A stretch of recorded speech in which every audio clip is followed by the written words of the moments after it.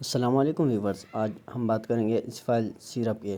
जो एसिफाइल syrup cough syrup है, जो कि आपको सांस की नालियों के लिए इस्तेमाल किया जाता है और बलगम के लिए इस्तेमाल किया जाता है। आज हम इसके डोज के बारे में और इसके फ़ायदे के बारे में बात करेंगे। सबसे पहले इसके फ़ायदे। सबसे पहला फ़ायदा ये है कि ये खांसी को कम करता है, और दूसरा फ़ायदा ये है कि सांस की नाली में जो बलगम जमा हुआ हो उसको पतला करने में मुफीद है और वो बलगम निकल आता है आसानी से। तो ये एसिफाइल सिरप आप ले सकते हैं।